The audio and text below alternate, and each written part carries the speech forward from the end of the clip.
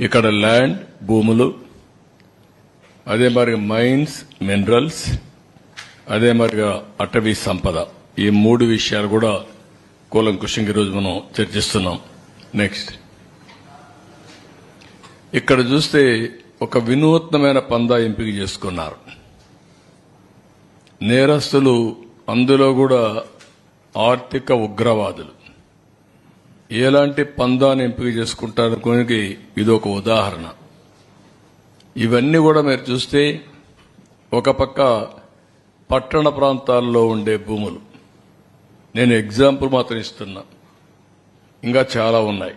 కావలి, నెల్లూరు, ఏ town చూసినా, even Dharmavaram మీరు చూశారు, మార్నింగ్ వాక్ ఏం చేశాడు. కాబట్టి అవన్నీ ఉన్నాయి. మా వాళ్ళు అవన్నీ కంపేర్ చేయలేకపోయారు, అవన్నీ కూడా కంపేర్ చేస్తాం. విశాఖపట్నం, ఒంగోలు, తిరుపతి, చిత్తూరు ఒకే స్టడీ, అంతవరకే ఇవ్వగలిగాం. అదే మరి కొత్తగా ఒక మెథడ్ ఎస్టాబ్లిష్ చేశారు.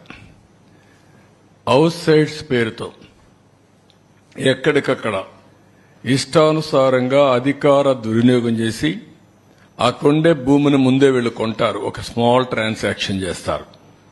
ఆ ట్రాన్సాక్షన్ అబ్నార్మల్ గా చేస్తారు. అదే మార్కెట్ రేటుగా చూపిస్తారు. దానికి 2.5 times డబ్బులు ఇస్తారు. అంటే ఇది ఒక పెద్ద ఫ్రాడ్ చేసే పరిస్థితికి వచ్చారు. అవి కూడా ఎక్స్ప్లెయిన్ చేస్తాం కొన్నిటి వరకు. ఇంకొక పక్కన వీళ్ళ ఆఫీసులకి ఇచ్చేటప్పుడు అన్ని ఆఫీసులకి ఇవ్వాలి.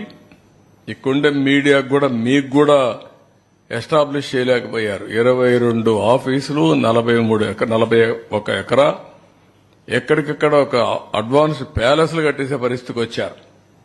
ప్రజాస్వామ్యానికే గంతలు కట్టే పరిస్థితికి వచ్చారు. మీ అందరూ కూడా ఎవరు ఎక్స్పెక్ట్ చేయనటువంటి పరిణామం తీసుకొచ్చారు.